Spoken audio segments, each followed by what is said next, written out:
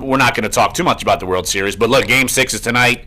Alex Bregman, Will Harris, LSU guys, they could be World Series champions by the end of Halloween. Yeah, and I tell you, LA's got to be a little bit reeling after losing the way they did. That's 2 games in the series that they've lost where they seemingly had safe leads and gave it up. They have a great bullpen, but it has not performed.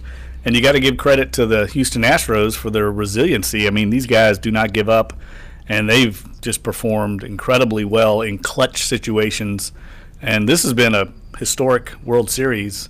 And I'm sure most people in New Orleans, I would think, are rooting for the Astros because of the proximity, the former affiliation with the Zephyrs and the AAA team. So, yeah, I'm looking forward to watching it, not to mention the LSU connection there. Yeah, of course, the LSU connection there. So, look, let's see. Last 12 hours, have the Saints traded away Drew Brees? Because it seems like every team in the NFL is making crazy trades of significant players, and we're going to break all those trades down and how they affect the Saints. We're going to do that heavy in the first hour and just kind of go through the NFL tidbits of what's going on and Saints-related as well. Look, we talked yesterday how Sean Payton saying that they're going to ease Delvin Breaux back. I know he talked to the media yesterday, and he's fired up, ready to go, but I think they're going to ease his way back into the lineup, and I think that's the smart move. But look, lots of trades that have gone down.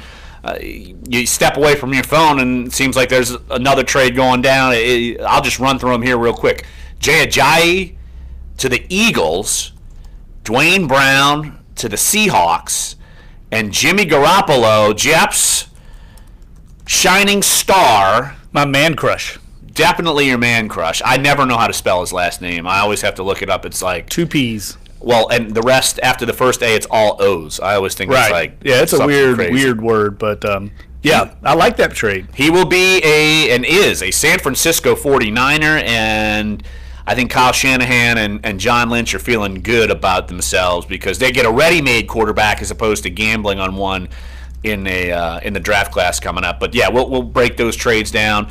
Also, look, the Pelicans can't quite get a winning streak going. I guess 2 games is not technically a win streak. You need like 3 games to say you've got a winning streak. They fall to Orlando, who's playing good basketball. What are you going to do? I mean, they're playing well, better than they expected, but not the best performance from the Pelicans last night. We'll break that down. And then 11 o'clock hour, we will dive heavy into LSU and Alabama. Of course, big-time game. We talked briefly about it yesterday. LSU is a monster underdog going to Tuscaloosa. And it's funny the reactions from LSU players yesterday saying, I don't even know how they make underdogs. Well, it means your team's not as good as the other one. I mean, let's be honest with you. But we'll talk with Matt Zenith, who is from AL.com, our sister website. Of course, he also writes for the papers in Mobile, Birmingham, and Huntsville, so covers Alabama for AL.com. We will talk with him top 11 o'clock hour. And then next segment following that, probably around 11:20, we will talk to our own Chris Dabe, covers LSU from NOLA.com and the Times-Picayune. So lots to talk about today on a Tuesday. But, Jeff, the NFL trade deadline, sometimes you see some trades, but this is baseball NBA-esque the way that deals have gone down, and it's both the 3 deals I just kind of talked about and just kind of threw out there. Obviously, 2 are for the immediate future, and 1 is for the long-term future. And Jeff, as soon as I saw on Twitter, you thought that Dwayne Brown move going from the Texans. Of course, Dwayne Brown has had his fair share of controversy surrounding him this season and off season and leading into this season. He held out with the Texans and, of course, was very vocal with the Bob McNair inmates comments. And the Seahawks just hosted the Texans. They saw Dwayne Brown and figured, you know what, we need a tackle. And so they're going to go get him. And so they got him. And, Jeff, you had some high praise for that trade because Seattle is on the cusp, and this might make them maybe the favorite in the NFC, honestly. Well, I mean, we both know that the thing that's held them back in recent years has been their offensive line, and they were very high on George Fant, former basketball player from Western Kentucky who was kind of coming into his own in the preseason at left tackle. Then he blows his knee out, and they're back to square one.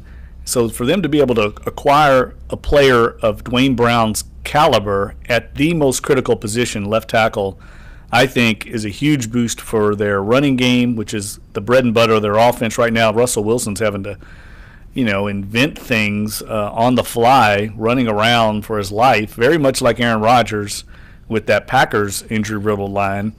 And they know that that's not going to be a recipe for long-term success. So credit the Seahawks for going out and getting Dwayne Brown. I think the Texans must have felt, hey, we're surviving without Dwayne Brown.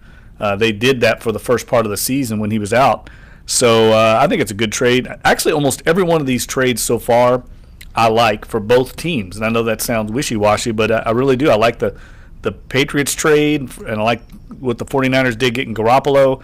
I'm not sure about Jay Ajayi giving up. I guess the Eagles want to address their running game.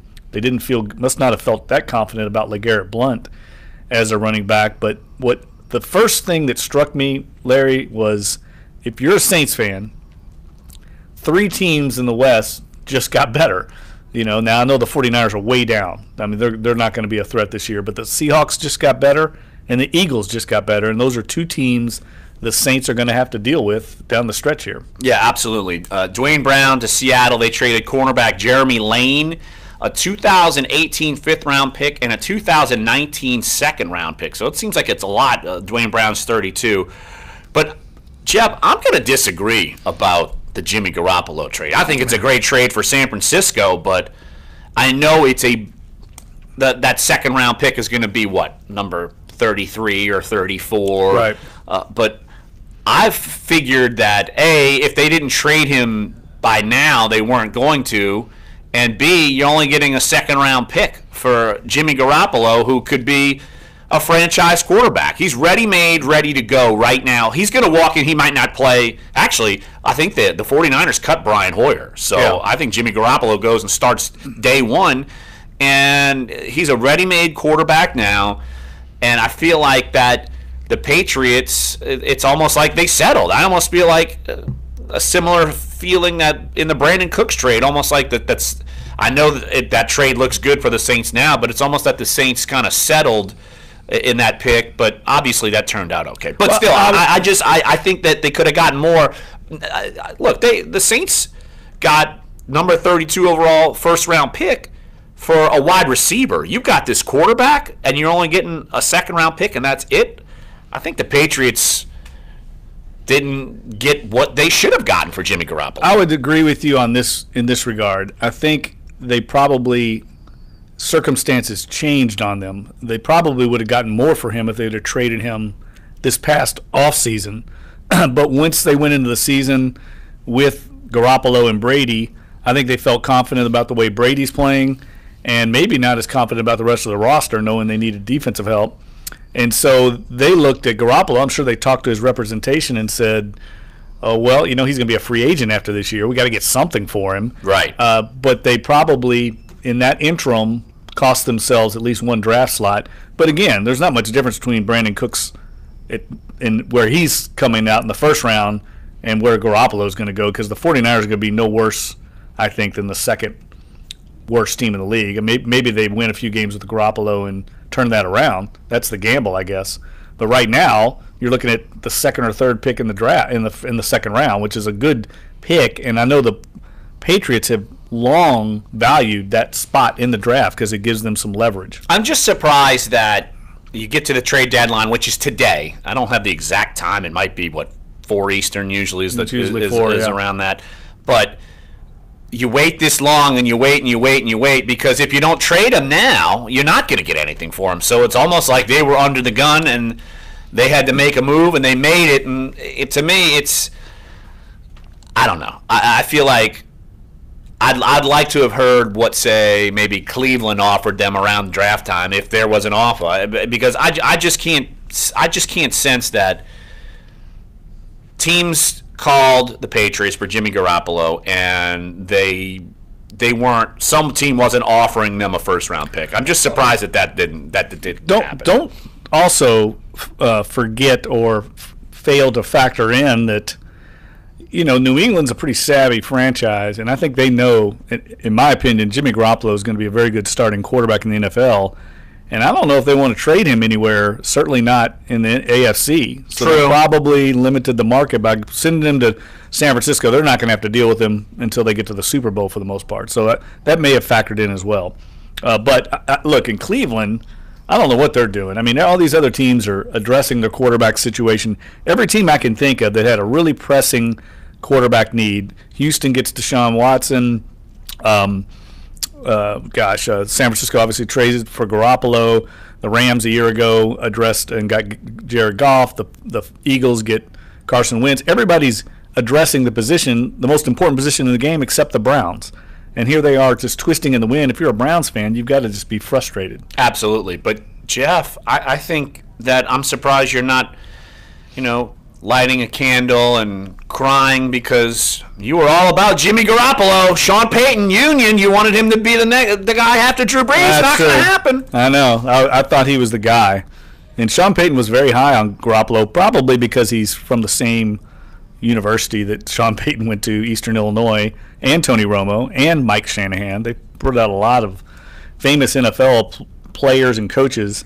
But Garoppolo, when he stepped in a year ago for Tom Brady, he played very well. We saw him in preseason. I know it's preseason, but he played extremely well against the Saints.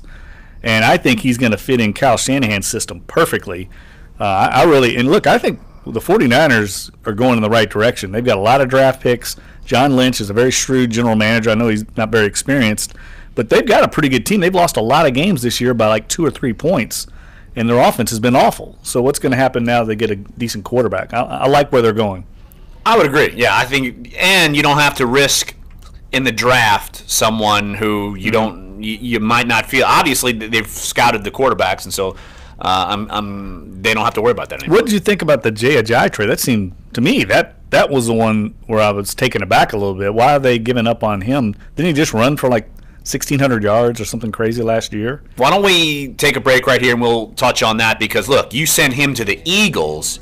You make the Eagles immediately better because their running back system, look, they lost Darren Sproles, and they have not been potent as far as running the football, and yet they're still one of the best teams in the NFC right now. So let's talk about Jay Ajayi, how that affects the Eagles, and how all of these deals really affect the Saints, because you look at the schedule, Jeff, when we talked about this, teams are getting better that we didn't anticipate would be getting better. So we'll touch on that. And, of course, your phone calls. 504-260-1280 is the number to get involved here on a Halloween edition of the show here on Sports 1280, NOLA.com, and the iHeartRadio app.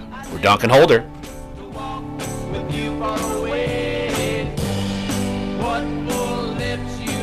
Your shot at $1,000 now. Yeah, he ran text for the keyword 1,300 yards LOCK last year. to 200. You'll get a text confirming entry plus iHeartRadio info. I don't Standard understand that and for message something. rates apply. That's LOCK to 200. 200. Somebody like Mike Garafalo or somebody chimed in and said that he's got shaky knees or something. They were worried about it. But if you're a Dolphins fan, you're basically saying we give up on the year. Oh, it's totally good.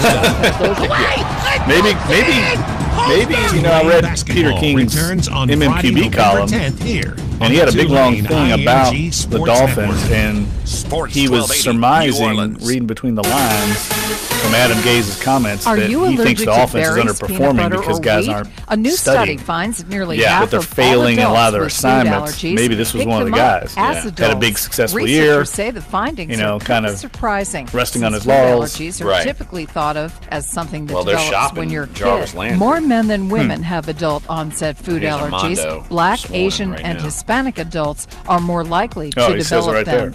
Yeah. Open enrollment for Obamacare is getting underway this week. President Trump has called for letting the law implode, slashing the Needed advertising player has budget for been- outreach, also dismantling the 2 minutes. Has fully Thank you. bought into what's depended going on with in the previous Dolphins. years to offer coverage. But Obamacare is still the only law averaging of the land 3.4 yards after a attempts carry. to repeal and replace failed in Congress. Enrollment begins Wednesday on healthcare.gov. The deadline to sign up is December Cult 15th. team culture, locker room Health chemistry, update, and Sarah player Lee buy-in. Kessler, NBC Huh. News Radio. Might be that one. As a small business owner, you make every dollar count. So what could you do with $10? Go to Vistaprint.com today and you'll get 500 high-quality custom business cards for only $9.99. That's less than 2 cents per card. And at Vistaprint, your satisfaction is absolutely guaranteed. So it's never been easier to turn 500 strangers into connections. Well, he was a fifth-round pick, and they got a fourth-rounder for him, so I guess and use that's the promo way. code 3535 at checkout. That's Vistaprint.com, promo code 3535. What's on the menu at your home tonight? Overcooked pork chop. Your fear of undercooked pork caused you to sizzle that meat a little too long. Overcooked pork chop. Wow, you just made a boneless pork chop dry Definitely not as a something bone. we wanted to You'll walk need a away sharp from. knife I for felt that. like we rode it out as long as we could. That meal will So always they be there. basically had, But Taco Bell's new crispy chicken quesadilla we got to is make a only here move for limited now, time. or we're not going to get Crispy anything. chicken We're and going to lose the melty guy. cheese together in a warm tortilla. At participating locations. If you're a pro, you don't buy a little of this or that. You buy a lot of this or that. And at the Home Depot, you save even more. Save up to 15% in bulk discounts on select pro-grade products from top brands like 3M. 15 seconds. Liquid Nails. As a pro, you work hard for your money. You shouldn't have to work hard to save it. Up to 15% in bulk discounts on select pro-grade products. Only at the Home Depot. More saving, more doing. See store for details. It looks like a purple people eater to me. It was a one-eyed, one-horn flying purple people eater. This is Dunc and Holder on Sports 1280, New Orleans. Purple people eater sure looks strange to me. Jeff was definitely dancing at his sock hop to that song way back when. There's no question about it. No laughing from the peanut gallery, please. Sorry, but it's funny. Yeah. Dunk and Holder Sock here. hop. Yeah, exactly. That was your, I love how you that was throw your sock jam. hop out like it's back in the American Graffiti days or something. Exactly, man. That was your time to shine. Like what was the name of the group that played Bow Wow? No, I can't think of the name of. I'm not going to pretend to know. You're going to know. I'm not going to know. Bowser was Shana Na or something like that. I can't remember. Anyway, Grease. remember. The Grease days. That's a little before my time, even. I know that's crazy. I don't believe that. It is. Cordell in Minnesota. There you go. Let's hit the phone lines. 504-260-1280. Cordell in Minnesota just saved Jeff. Rescued me. From his old sock hop memories. What's up, Cordell? Hey, man. How y'all doing today? We're good. We're great, Cordell. Good. Happy Halloween, first of all. You Hope too. You guys having a great day. I wanted you guys to do me a favor and humor me now. Just for laughs and giggles. Being that today is the trade deadline, is there a player out there that you guys would trade for, and who would you trade? Who would you want? Who would you give up? Be it a player or a pick in next year for what player? All right, Cordell. I think might have to stew on that, but yeah, let's. You want to play hypothetical? Because look, I guarantee you. Yes, hypothetical. I guarantee. All right, hey Cordell, we'll stew on it. Appreciate the phone call. You know the Saints are on the phone. There's no doubt about that. They're aggressive. They're on the phone for sure. But now, who are they shopping? Who are they looking for? Look, I'm just going to say off the top of my head, I do think that the talk around possibly trading someone like Haole Kikaha is on the table. I think people know that he's not in the Saints' plans, and if you get something for him, because look, they like what they've got with Trey Hendrickson, Alex Okafor's playing well. They've got Al-Qadim Muhammad. He wasn't active last week, but they feel like they've probably seen enough, and they're not going to get what they thought out of Kikaha, whether it's just ability or just the knees aren't getting it done. I could see him being someone they could ship out. Now, as far as someone who they could come in, I don't know. I almost need to look at. I wouldn't say someone like Jarvis Landry. We were talking about his situation during the break. I wouldn't see someone like that. No, look. I mean, I think the guy. If you were a Saints fan, the one aspect of the offense that I think is lacking right now is the tight end position. So, look, the Jimmy Graham rumors were. Look, they made some sense because the Saints could use a tight end. So any tight end, I think, a dynamic tight end, bring him in. If they could find one that somebody's willing to deal, but I don't know of anybody on the block. Now, the other side of the ball is where I would want to add somebody. I mean, if I have my druthers and I'm Sean Payton or Mickey Loomis, I'm finding a team that has a great pass rusher that's out of it right now that's willing to move on.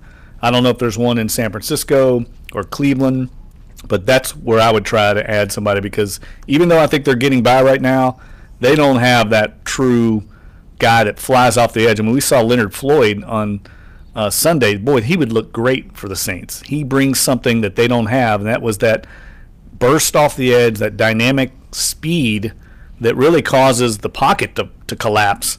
And I would like to see them add that element to their defense. And look, I've made the grand proclamation, and we play it as part of our commercials when promoting the show here on Sports 1280, about me saying that Cam Jordan is the best overall defensive end. And I'm taking into account his run skills, his athleticism. But you're right. Cam Jordan, when he's at his real best, is when he has a running mate. We've talked about this for years and years. He had his best season sack-wise when Junior Galette was on the other side. Now, say what you want about Junior Galette. Of course, I don't think highly of Junior Galette as a human being. I've never made that a secret. But when they played together, they played well together. There's no question about it. Now, I'm looking at the players, say, on the top of the sack leaderboard, and a lot of these guys you wouldn't be able to get. DeMarcus Lawrence, Calais Campbell, Everson Griffin, Joey Bosa, Melvin Ingram, Chandler Jones, Justin Houston, Julius Peppers, of course Akeem Hicks, Von Miller. Look, you're not getting those guys. Now, maybe one, totally just, we're playing hypothetical here, Cameron Wake. If Miami's in a dealing mood, Cameron Wake might be a guy you might want to give him a call about. Yeah, that's the kind of guy that I would like to see them add. Just a situational pass rusher that can come in and put some heat on the quarterback in those certain passing situations. And I don't think a player like that would be that expensive.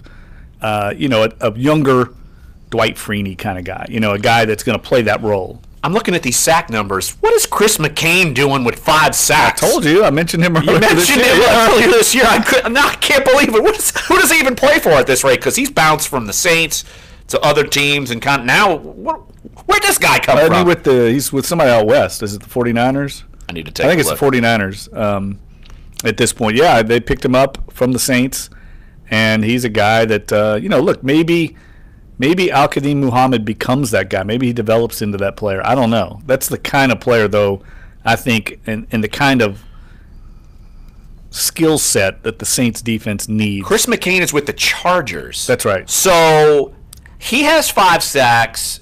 Bosa has 8.5. Ingram has 8.5. How do they stink as a team? And let me point out that last year when I did the crystal ball for the Saints, I just want to get this off my chest. One of these get off the chest, Jeff moments. When they played at the Chargers, I had to do the crystal ball. I mentioned that the Chargers were going to have a dynamic pass rush because they were adding Joey Bosa and they had Melvin Ingram. And our editor, Marcus Carmouche, took it out of the thing because he said they do not have a dynamic pass rush. He edited it out, and we argued over that fact. And I said, you're not counting in the fact that they're adding Bosa to Ingram. And so here we are playing it out right before you. Never doubt. Never doubt. You remember when we were going into the show this morning, I said I took the elevator up, and he says, look, do you guys understand that, you guys are on the air when you're on commercials and stuff, and I sit there and cringe, and I feel like I might regret something that I'm going to say. Jeff calling out the boss. Right on the show. Can't help it. Calling him out. Can't help it. I think the Chargers are second in the league in sacks right now. You know who leads the league? What team? Jacksonville. Or Saxonville, as they are calling themselves now. Oh, Saxonville. The Saxonville Jaguars. That sounds so sassy, sexy, Saxonville. Oh, yes. So, yeah, I called out the boss, but he knows right now that it was justified. I gotcha. But anyway, yeah, Chris McCain, somebody like that. I don't know who it is. I don't have a name for you. I mean, Aaron Donald would look good in a Saints uniform. Von Miller would. Yeah, I mean, of course. Melvin Ingram would have. I mean, hey. Trade away Drew Brees and like 3 first-round draft picks. Well, look at the top of the sack leaderboard. 2 guys who were, one didn't hit free agency, but one did, and Calais Campbell has been a monster in Jacksonville. And Melvin Ingram, remember we talked with Cam Jordan about Melvin Ingram, and because he was able to at least get franchise tagged and then get a giant contract. Cam Jordan didn't get to that point. He took a deal before he was, I think it was going into his final year of his contract, and they extended him. But yeah, those two guys got paid, and they are delivering. There's no question about that. Yeah, no, I mean, when you look at the sack rankings right now, there's a lot of guys that are not being highly paid. I don't think DeMarcus Lawrence, who's leading the league in sacks. He's still on a rookie contract. Yeah, he's still on a rookie contract. I mean, there's a lot of guys in there that are kind of developing, and it just shows you that's the way these defensive linemen work. You can't expect them to come in and immediately pay dividends. It didn't happen with Vic Beasley. It didn't happen with DeMarcus Lawrence, but these guys develop, and that's been my point all along about Akeem Hicks. I don't want to keep going back to that train, but he was a developing defensive lineman, and the Saints gave up on him too soon. We saw flashes, and I don't understand why they did that unless they just didn't like him, because they've stuck with other guys. They've done it, and we've seen them have guys develop. I was surprised. Maybe it was Bill Johnson. Maybe Bill Johnson didn't like him. Who knows? We don't know the whole story. But when you get a big, young defensive lineman that's got potential like that, you got to give him time to develop. You don't trade him away. Well, I could tell you that it might not have been Bill Johnson, because I got a little tidbit that I didn't write about it, but it was something I thought about writing about. But I was told that the day Akeem Hicks got traded, Bill Johnson walks by Akeem Hicks and says, "Hey, where are you going?" And he told Bill, "Oh, I've got to go upstairs." And he got traded. Like, Bill Johnson had no idea it was coming. So I don't know if that was the case, but yeah, look, it's a case in point where the Saints missed on a guy. Look, they were missing on guys at that point. Now they're not missing on guys too often, and now look, they're 5-2, and actually I'm going to write later today that might not publish online till tomorrow morning. But look, the Saints in this division, they've got to worry about that. I mean, because teams, at least we haven't seen Carolina or Atlanta, those teams making trades, but other teams in the conference are making trades, and I guarantee you the Saints are on the phone, so we might see something. I wouldn't put it past it. I just think Seattle is going to be formidable, and the fact that they have that tremendous home field advantage is an outlier in this whole thing. I mean, we've seen the Saints go out there and play twice. It'll be difficult if they do get to the playoffs. I know Sean Payton, if he were listening to the program right now, would be turning in his rolling his eyes, because we're already looking at the playoffs when the team's 5-2. They haven't even gotten halfway through the year. But down the road, there's no doubt that's what the Seahawks were thinking when they made that trade. No question about it. I'm kind of a little eerie here. It's a little scary. I know it's Halloween day here on the show. I'll come back and give you my favorite Halloween movie, like Halloween-themed movie, and people will say it's the worst. Okay. Worst pick ever. So come on back. Sports 1280, NOLA.com, and the iHeartRadio app. We're Dunc and Holder. Your forecast on Sports 1280, New Orleans. Yeah, Dave, so my favorite Halloween movie is Halloween 3. The one without Michael Myers. 2 more days till Halloween. Yes. Halloween. That is the best movie, Silver Shamrock. A beautiful day. And all I would do, whenever that movie would come on, I'd put it on TV, and my wife would want to choke me, because all I would do is... skies with lows falling through the 60s. Because that's It's awesome. Yeah, if you could find that music and we could just play it on a loop, that would be tremendous. Already on. Weather Center. I'm meteorologist Bruce Katz with you. And Jody's like, "Stop it!" Don't let the flu turn you into a zombie. And then the mask turns all the people's heads into bugs, and with accuracy backed by people are going to think I'm committing heresy. What's it called? Halloween 3. It's the one Halloween movie without Michael Myers. I didn't get to that one. I got through 1 and 2 and then bailed. Now they've had like 10. I know. But all of them had Michael Myers except that one. Over 40 years. Except that one, yeah. Yes. That was a good movie, though. I mean, it was. I remember it freaking me out as a kid when I watched it. In the world. Yeah, when they did the family and brought them in, and the kids sitting in front of the TV. The bugs start eating their heads or their face. Oh, yes. Yeah. Oh, my gosh. Have you ever seen Trick or Treat? No, I haven't. Oh, my God. You got to watch that movie. I usually watch it with my kid every Halloween. The Chiefs extend their... Yeah, it's Trick and then just the letter R and Treat. Trick or awesome. Treat. All at Arrowhead Stadium. Sounds like a rap song. Alex Smith saying they... Everything's got to be.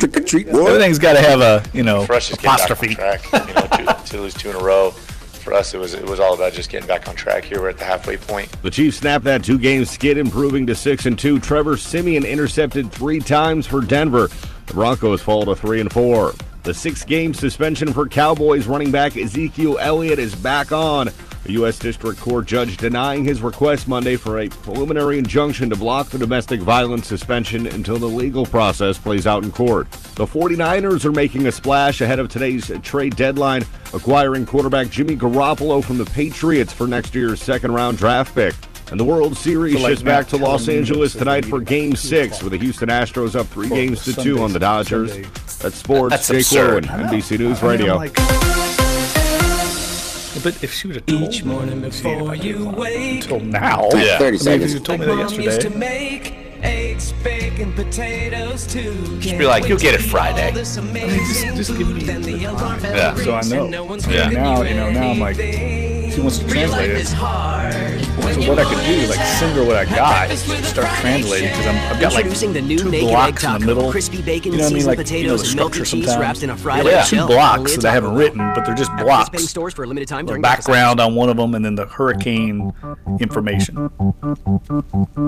Happy, happy Halloween, Halloween, Halloween, happy, happy Halloween, Silver Shamrock. Your home for home team talk. Sports 1280, New Orleans. It's almost time, kids. The clock is ticking.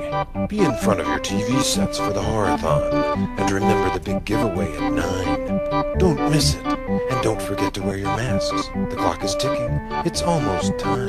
Happy, happy Halloween. Dave is my hero. This is the best Halloween movie ever made. Jeff has never even heard of it. I don't even know what's going on. Halloween 3. I don't even know what's going on. That's a great quote. That's because he has his mask on and his brain has just become bugs and mush. This sounds like a kids show, like a happy song. Well, that's the not thing. a scary song. Yeah, that's the thing. They're trying to get the kids to buy the mask so that they all die. Right. Evil. Halloween 3, the one Halloween movie without Michael Myers. People think it's like the most despicable Halloween series movie ever because it's just total heresy, but I love it. I just love the part that the song is so damn annoying that I would go around my house and with my wife and kid and just my wife and kids and just go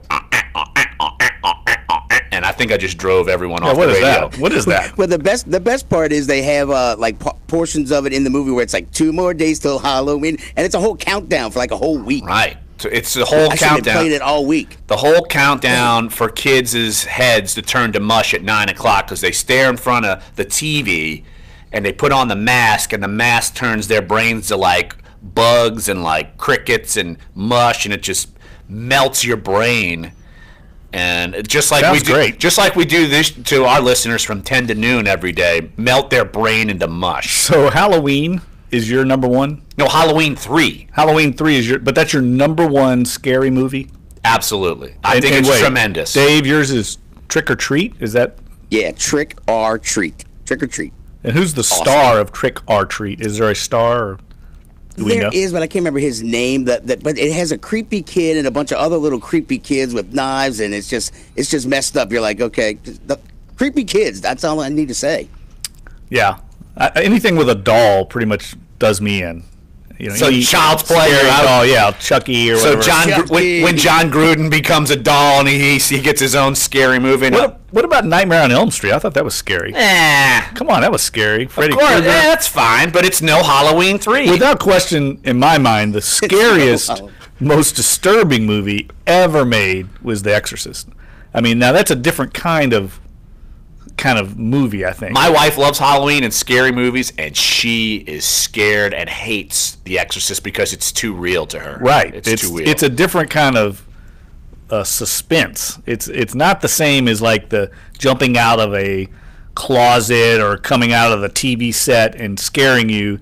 This is like some kind of macabre, ominous, heretical movie, and it's disturbing, and it also is based on a true story, which people don't realize. Well, Halloween 3 was based on a true story. What?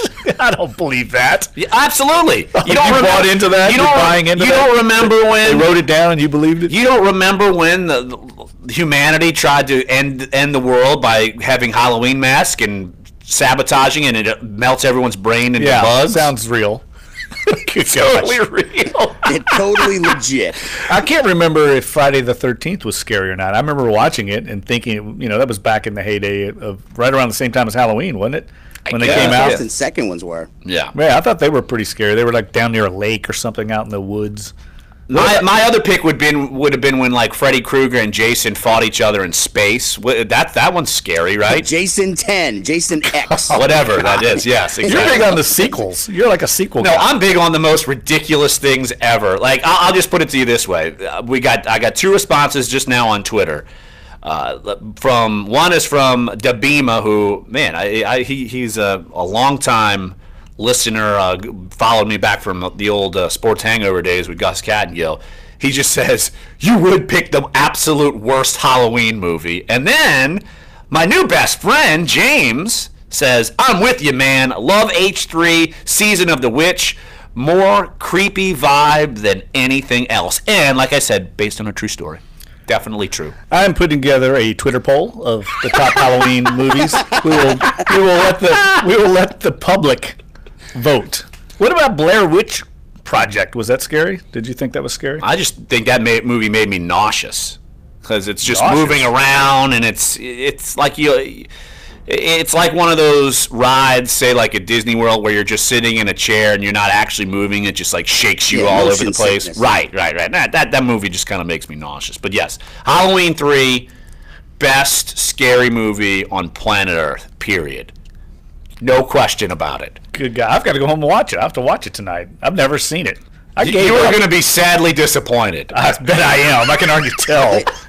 They're running all the Halloween movie marathons on AMC right now. But usually they just skip that one because it's so bad. They skip it. But I'm telling you, that movie is tremendous. Okay. I'll give it a shot. With it. I'm kind of intrigued by Trick or Treat. I am not intrigued by Trick or Treat. That's a great movie. It's great. You'll love it. All right. I'm going to maybe do back-to-back tonight. Get me a little candy, sit out there, play it while the kids are coming around the neighborhood. No, play the Halloween 3 music. Come over at 9. Yeah, that'll go well. Come over at 9 o'clock. With the parents in the neighborhood. Watch your brain go to mush. As this radio segment has just gone to complete mush. Why don't we take a break right here and get back to sports talk, maybe? Sports. Hey, it's Halloween. We can venture off on a Tuesday and get crazy. But let's talk Pelicans next. Jeff, you were at the game last night. No, I was not. Just kidding. Jeff was not at the game last night. I did watch it, though. I did not watch it, but maybe that's why they lost. I'm the jinx. Yeah, no, I watched it, and Orlando played really well, and the Pels were a little bit down, as you kind of projected it might happen. I mean, look, they had some emotional high games, and so we'll go through the ins and outs of that game coming up next here. Sports 1280, NOLA.com, and the iHeart Radio app. We're Dunc and Holder. Corey Johnson. LSU coming back from the dead. 4-6. And you got to give it to Ed Ogeron. I wasn't too keen on the hype. That was an interesting. I'm not even sure what happened. I don't either. I still don't know what happened. I think Halloween 3 just took over my mind. Did you put on a mask this morning? I think I did. Soundtrack for Halloween. I'm definitely not putting in Halloween 3 among the options. Party That movie's. People think that movie is so damn awful, which is why I love it even more. I need more options on the poll. That's an unfortunate thing. They only give you 4 options. Hair stand on end. Halloween radio on iHeartRadio. Or just say, if not, like I put in a tweet, write in. Right, just do like write-in votes. Up here? Yeah. Where life expresses itself as an endless flow of tweet in. Are you tweet up when you just sit in a room and you tweet each other? All right, 2 minutes. At heart. Book by November 13th for the best winter rates at 1-800-Atlantis or AtlantisBahamas.com. YouTube is headed to the bigger screen. Live TV streaming service is launching a dedicated app for TVs and set-top boxes. The TV app marks the first time YouTube TV has been unchained from smartphones and comes as the streaming service is set to expand its reach to nearly all major markets in the country. YouTube is starting to roll out with Android TV devices and the Xbox One and will eventually get to Apple TV and Roku. Google is testing out a way for users to text with their Chromebook. Ars Technica says once the service is linked with your phone, a Chromebook will be able to interact with SMS on your device and both read and reply to messages from the carrier number on your phone. The feature is being tested on the Marshawn Android Lattimore has 8.1 the highest, operating system. not Toyota even wants to be close, better friends with passer your rating car. when targeted. Second largest car maker is working on an You see artificial that? intelligence among project rookies. called Yeah, that's what I mean, but that it's has not an even close. onboard virtual assistant that gauges your mood, personal chit chat, and offers to drive if it senses you're sleepy. Toyota aims to begin testing UE in 2020. Tech Report, Larry Olson, NBC News Radio. Candyman. Loverboy Love. I've never heard of Candyman. Candyman, yes. Don't say Candyman 3 times. Yeah. Is it good? Oh, is that what it is? Lead to more effective treatments and safe. Kind of like Bloody Mary, but Candyman.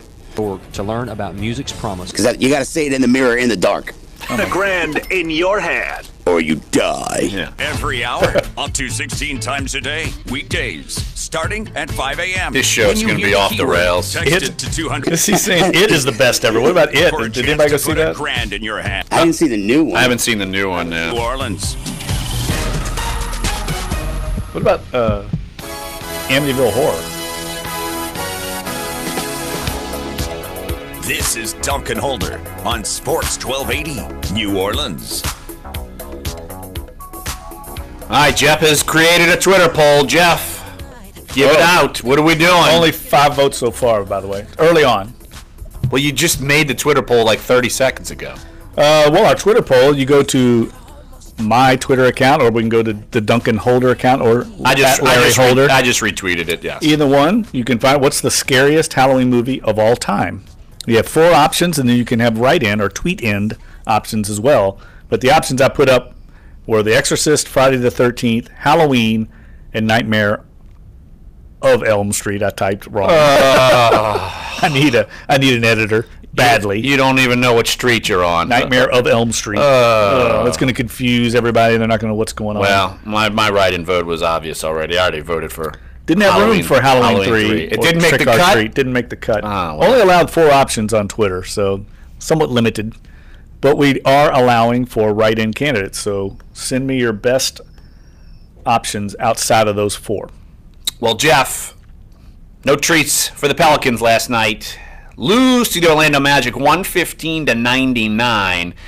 And look, the Pelicans have been used to getting off to in some of their losses, they get off to fast starts. This one they did not. They got outscored 33-24 in the first quarter, stormed back and made it a game. And look, they led at halftime. What was it, 64, if I can do the math right, 64-60. They were up. Yeah, they had a huge second quarter by their bench, actually. DeMarcus Cousins did not have a good game. And that is the problem with Cousins, is he has these incredible games, and then he has games like this, these kind of stinkers, 5 of 14, 2 for 7 from 3, a bunch of turnovers. Just wasn't his usual self. He's had an incredible start to the season, but they need more consistency out of him in a game like this when they weren't getting much production from some of the other guys. Well, look, he's had to take the team on his back for so many games already this season. You knew at some point he was going to have a fizzle-out game. He was playing so well so early, and at some point he's going to get gassed out. And look, that to me, that's got to be what happened, because obviously we're gonna see better games from him. But look, yeah, Anthony Davis had 39. He went 13 of 20 and 13 of 15 from the free throw line. But yeah, look, Anthony Davis certainly led the way, but he was basically by himself. Drew Holiday only had 11 points, 6 turnovers.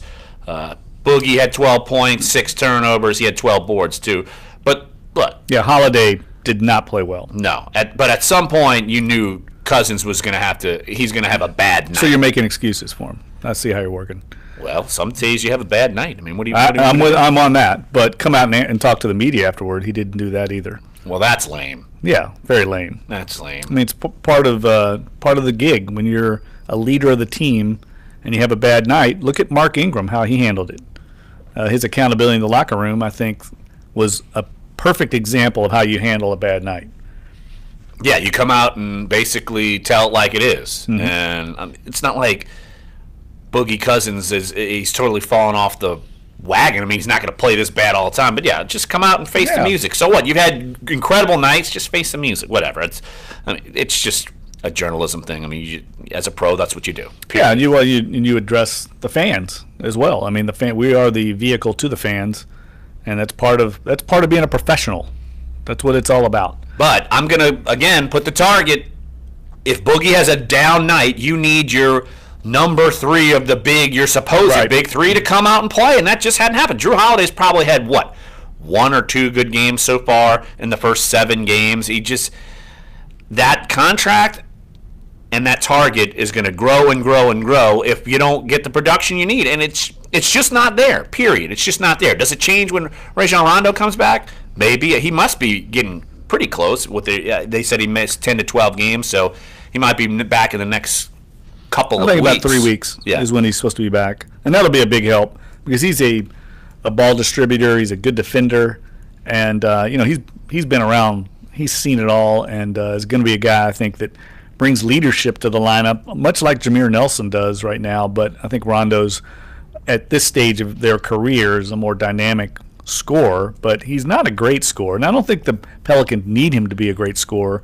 They need him to be kind of a glue guy and a share the ball guy and can drive. But it's going to be an evolution once he gets back into the lineup. There's no doubt there's going to be an adjustment period. Well, all you got to do is look at the way the Magic played. Look, they shot almost 51%. They had 5 players that scored 17 or more points. I mean, that's getting it done. I mean, if you could do that, we saw when the Pelicans beat up on Cleveland, they had the same thing. But they had 5, and then they also had a player score 8 points. When you're getting it done and distributing the points as opposed to jamming it all on one person, I mean, that's usually the recipe for winning basketball games. Yeah, I'm surprised how well Orlando is playing right now. I mean, that lineup is kind of a no-name lineup for the most part. You certainly don't feel like there's anybody there that you have to double team, but maybe that's the key. They're all contributing, makes them hard to guard, and I don't think the Pels had their best defensive game last night. Reading Will Guillory's comments on Twitter, he said the bigs weren't closing out, and I saw some of that. There's no question. They weren't closing out and allowed them to kind of get some of these open looks that Alvin Gentry does not want. Yeah, and look, they fizzled in the second half. Look, they got outscored 27-20 in the third quarter, 28-15 in the fourth, and to me it's just like they ran out of gas. And you're going to think I'm an apologist? I just think Boogie ran out of gas. And here's he ran out of gas for a night. Here's the other thing: the big win against Cleveland that everybody was throwing parades about. They lost the next night at home to the Knicks in Cleveland by 19 points. They're 3-4 right now. The Cavs got problems. Yeah. What do you mean? Yeah, they've lost to the Knicks, the Nets, the Pelicans, and the Magic. They're 3-4. They're not exactly running into the Warriors or the Rockets right now. So I think, and the Sixers beat the Rockets last night behind Ben Simmons. Well, and they are rolling right now. Well, look.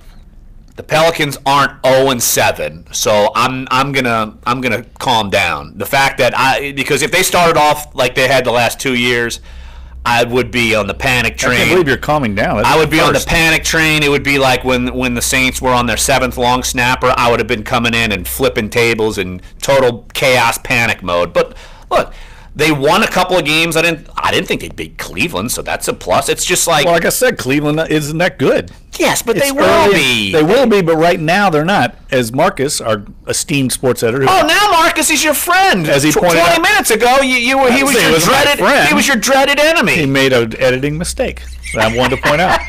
But he did point out something very accurately last night, and that is Cleveland doesn't care right now. They didn't care last year until it mattered, and they're just cruising through the season right now, getting to the point when it matters, and that will be about March or April. Just get in the playoffs and then see what happens. And then look, they'll have Isaiah Thomas back, and they'll figure that thing out. So you'll have basically another running mate, not as good as Kyrie Irving, but he'll still have another one. Look, Pelicans hit the court tomorrow night, Smoothie King Center, 7:00 tip. They take on the Minnesota Timberwolves, who are 4-3. And they're 2-2 on the road. And look, that's going to be an important game because the Timberwolves, people are expecting them to be kind of like the Pelicans, fighting for 5 through 8 in that playoff span. And look, Karl Anthony Towns is as advertised. Look, 24 a game, 58% from the field, and he's averaging nearly 12 rebounds a game. So number 1 overall pick. he's playing like it. There's no question about it. No, the T-Wolves they're kind of similar to the Pelicans in that they made some off-season moves and are now incorporating Jimmy Butler into their lineup. And Wiggins has turned into a dynamic player, and he's going to be a problem, I think, matchup-wise for the Pelicans because of the small forward position. He's kind of that wing. I'm sure they'll try Dante Cunningham on him, but it's not. He plays a position that's going to give the Pels problems all year. And because they don't have that wing guy, look, at some point maybe they'll get Solomon Hill back and he'll be able to be kind of a defensive stopper. But they don't have that right now, and of course that 3 spot is going to be a problem. So our number 1 is up. Our number 2 is on the way. Shifting gears to LSU, Alabama. We'll have back-to-back segments. We'll talk with Matt Zenith from AL.com. He covers Alabama for our sister website here at NOLA.com. And then 11:20, we'll talk with Chris Dave, LSU beat writer for NOLA.com and the Times-Picayune. So college football talk coming up here next here on Sports 1280, NOLA.com, and the iHeartRadio app. Jeff Duncan dressed as a Hall of Fame voter. Me just dressed up as Preppy Larry, as normal. And Dave in the studio slinging it here on Sports 1280, NOLA.com, and the iHeartRadio app. Duncan Holder.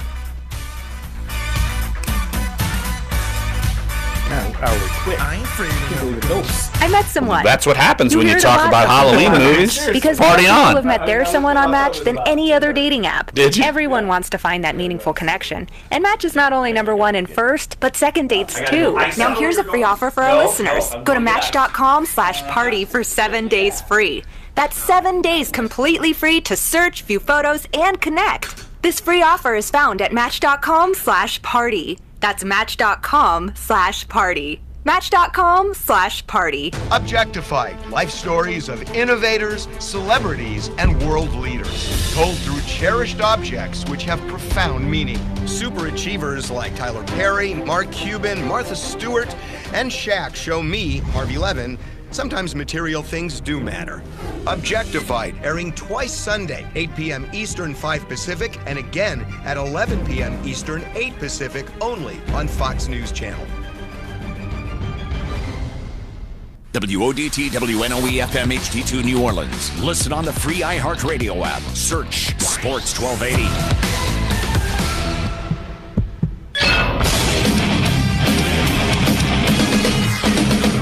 Fox Sports trending now. 4 hours away, the NFL trade deadline. Dolphins making headlines this morning, sending running back Jay Ajayi to the Eagles in exchange for a 4th-round pick. Patriots have traded quarterback Jimmy Garoppolo to the 49ers for a 2018 second-round pick. And the Texans traded tackle Dwayne Brown to the Seahawks in exchange for cornerback Jeremy Lane, next year's 5th-round pick, and a second-round pick in 2019. Bears tight end Zach Miller remains hospitalized in New Orleans following his emergency surgery to repair a torn artery in his left leg. Coach John Fox. So right now the report is he's got good pulse on his lower leg, as well as good feeling. I'm not saying he's out of the woods by any stretch, but it's as good as could be expected at this point. And the first college football playoff rankings come out later today. I'm Deb Carson. We are Atlantis, where life expresses itself as an endless flow of energy. Are you ready? Atlantis, Bahamas at heart. Book by November 13th for the best winter rates at 1-800-ATLANTIS or AtlantisBahamas.com. This is Dr. Ned Hallowell for ADHD Awareness Month. Many people think that having ADHD means something is wrong with them, when in fact, if managed properly, it can be your greatest asset. I know because I have it myself. People with ADHD have race car brains with bicycle brakes. Once they learn to control their brakes, they'll win races. For tips on managing ADHD, listen to my weekly podcast at distractionpodcast.com. YouTube is headed to the bigger screen. Live TV streaming service is launching a dedicated app for TVs and set-top boxes. The TV app marks the first time YouTube TV has been unchained from smartphones and comes as the streaming service is set to expand its reach to nearly all major markets in the country. YouTube is starting to roll out with Android TV devices and the Xbox One and will eventually get to Apple TV and Roku.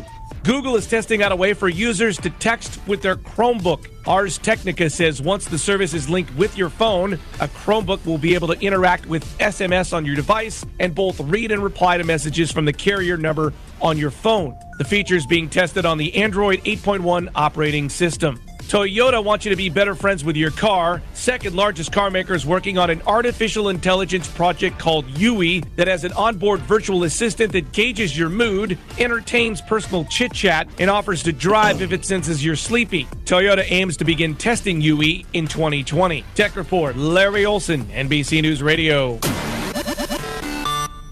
You know when you're covered in tomato sauce, making your mom's famous lasagna, and you can't remember if the secret ingredient is Gouda or Gruyere? Well, Google Home can help. Just say, hey Google, call Mom. Hi, honey. And when you're ready to bake, setting a timer is as easy as, Okay, 45 minutes, starting now. It's a little help at home, like only Google can. Google Home Mini, powered by the Google Assistant. Available at the Google Store, Best Buy, and more for only $49. Calling in the U.S. and Canadian numbers only. 911 calls not supported.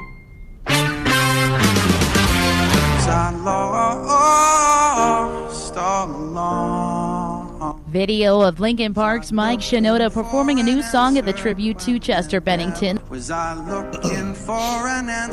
The band playing at the Hollywood Bowl in Los Angeles for the first time since the singer took his life in July.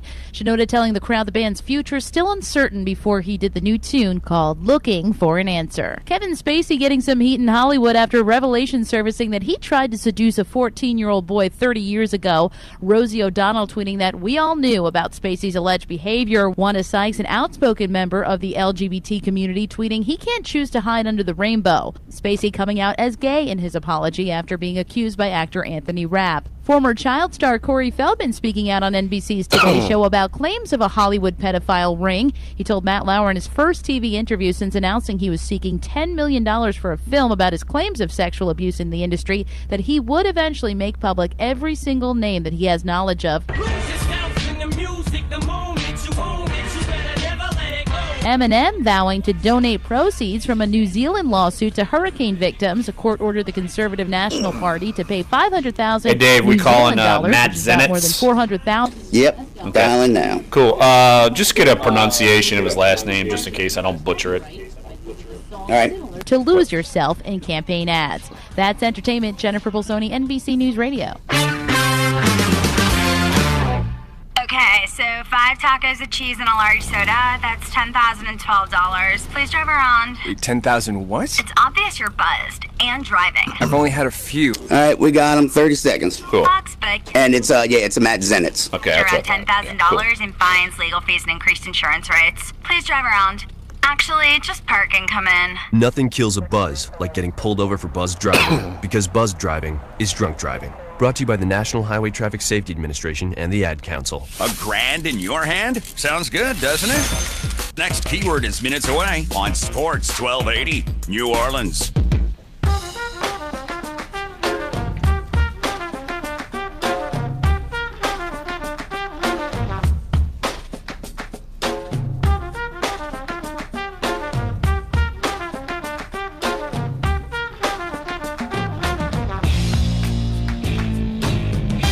Dunc and Holder, hour number 2 of the show. Switching gears here, talking LSU, Alabama. Of course, the two teams face off in Tuscaloosa on Saturday night, 7 o'clock kickoff. Of course, CBS. It's the usual time slot for these two to play. And joining us right here on the show is Matt Zenitz, who covers Alabama for our sister website at AL.com.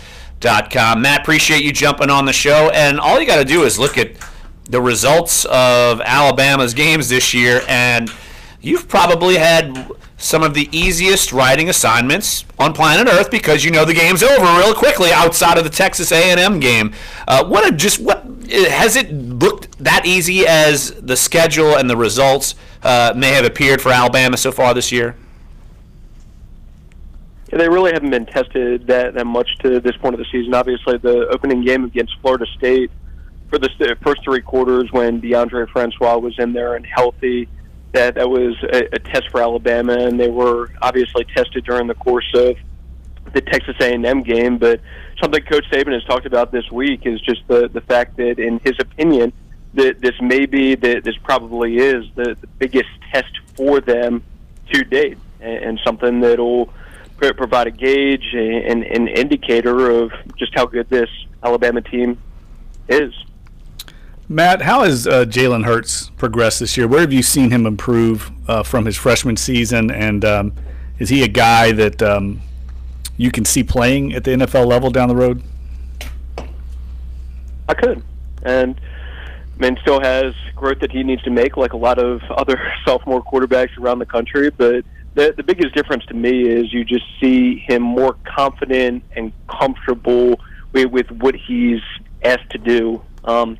Most notably in the passing game. So I think anybody that watched Jalen last year knows that the kind of talent and capability that he has as a runner, and still has that kind of talent and game-breaking ability as a runner. But you've seen him progressively grow in the passing game, and Alabama fans can be impatient and want to see the finished product right now, but progressively and continuing to improve there.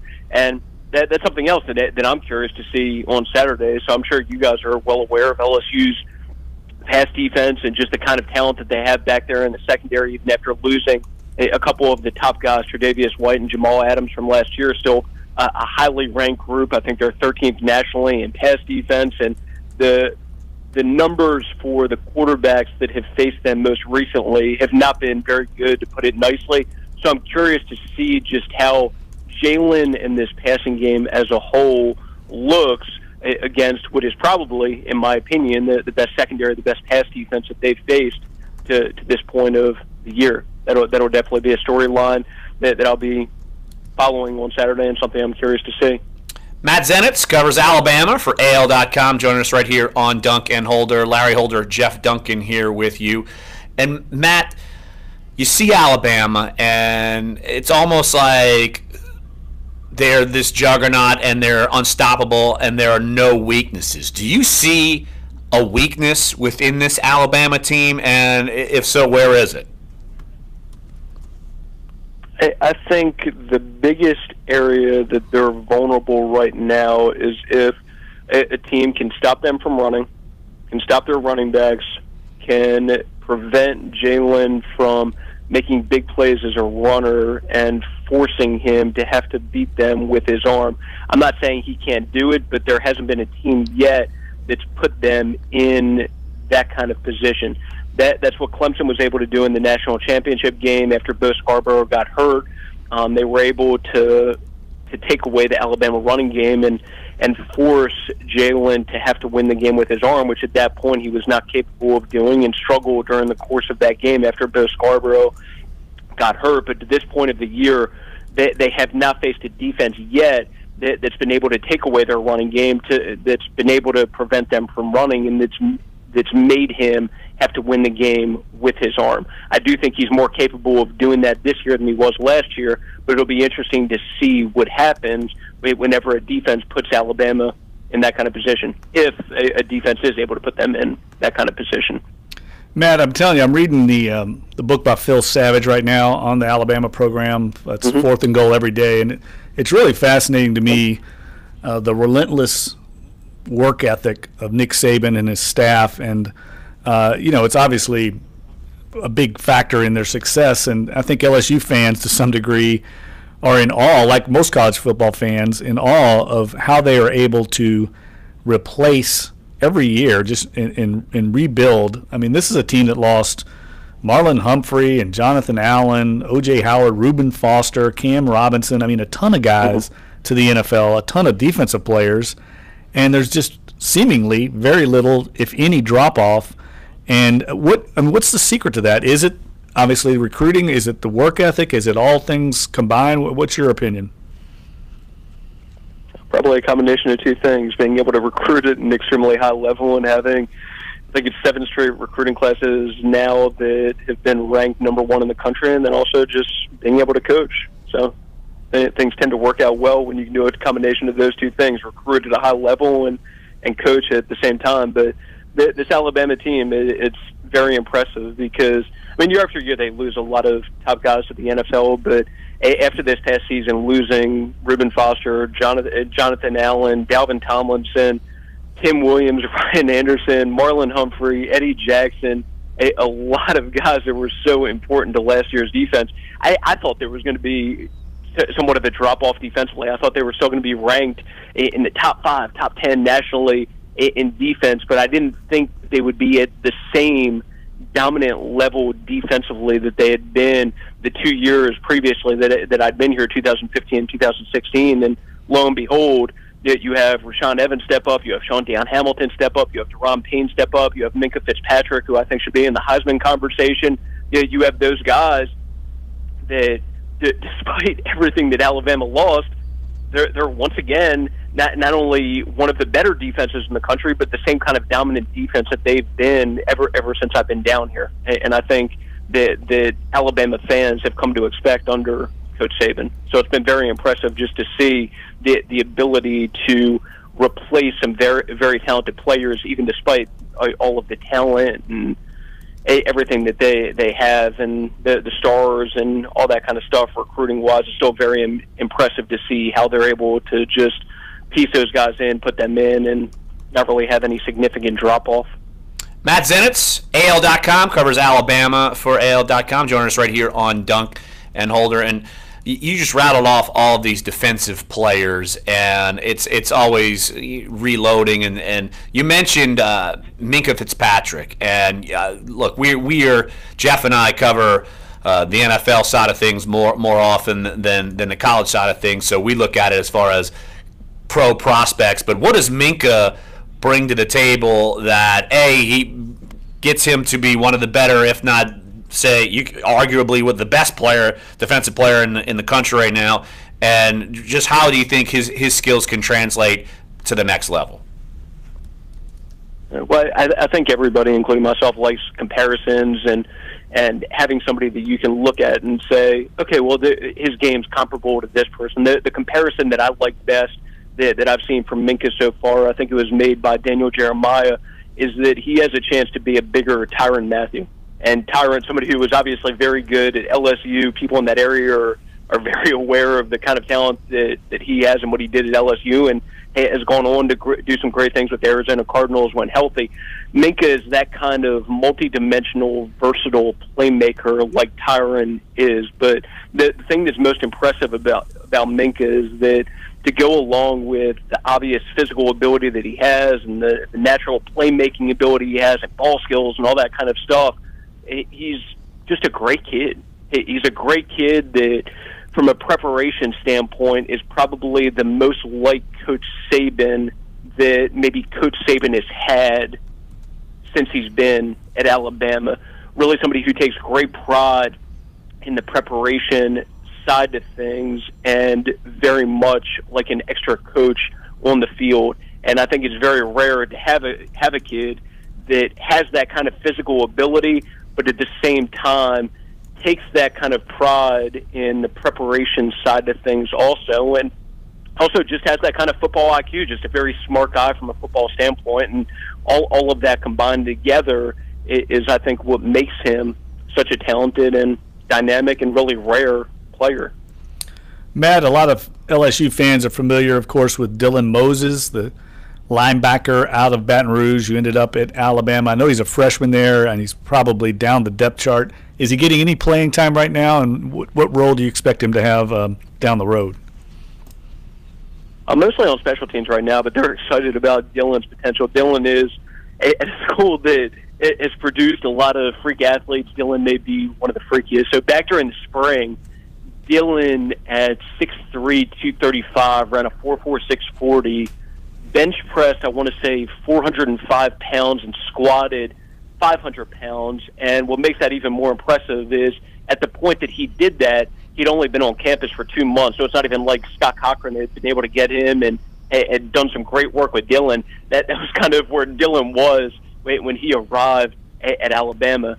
For Dylan, the reason that he probably hasn't played more right now is just Alabama has some very good inside linebackers, has Rashaan Evans, Sean Deion Hamilton, who are two of the 15 semifinalists for the Butkus Award, has some other talented former five-star guys like Mac Wilson, who also have seen playing time. So probably, if not for those guys, Dylan will be playing more on defense, but has contributed on special teams this year. And even with those guys on the roster, Dylan is still seeing some playing time on defense for Alabama. And Sean Dion and Rashawn will be gone after this year, and my full expectation is that Dylan will see a much greater role next season than somebody who has a very bright future here at Alabama. And I'm curious to see what somebody 6'3", 235 running a 4.46 can look like once he gets the defense down and all that kind of stuff. A kid with definitely a lot of upside. So Matt just basically laid out this freaky player who doesn't play, and so now you've scared the crap out of LSU fans again. Way to go, Matt. Matt Zenitz of AL.com, covers Alabama for AL.com. Follow him on Twitter at @MZenitz. Hey, Matt, appreciate the time, and enjoy the game on Saturday. Appreciate it. Sounds good, guys. No problem. All right, Matt Zenitz of AL.com, our sister website of NOLA.com, and an advanced publication website. So, I think LSU might lose by 70 after listening to that. 70. Well, it just shows you the depth. Panic! I'm panicked! It shows you the depth. I mean, their running back situation's the same way. Right now, I think Damian Harris is the starter. They also bring in Bo Scarborough. But Najee Harris was the #1 recruit in America a year ago out of California, running back. He's fourth string right now. I mean, he would start for most teams in the country. He's the #4 guy at Alabama. They are stacked. Yeah, I think it's going to be, unless LSU can somehow get some turnovers and get some help, I think it's going to be very difficult on Saturday night. There's a reason why the spread's so large. Yeah, it speaks to where the two programs are. And look, the spread, we should be clear on that. Vegas sets a line to try and get action on the other side. So it's not necessarily like they think they're 3 touchdowns better. They just think that that's what the public thinks, and that's where the action is going to be.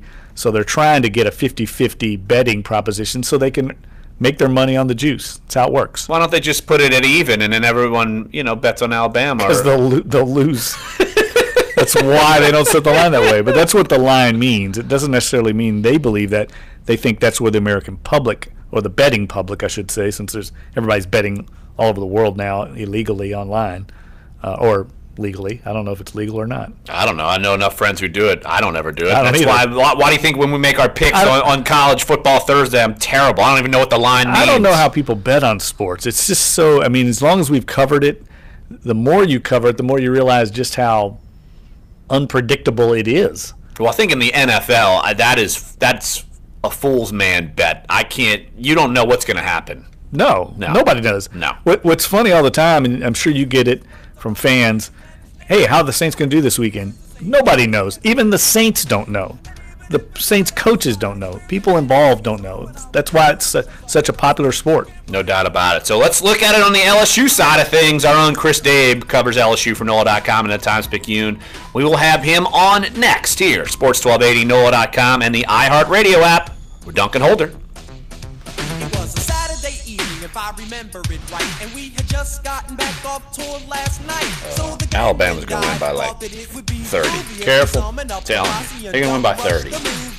Your shot at $1,000. It's not even competitive. All right, am I calling Dave now? Yeah.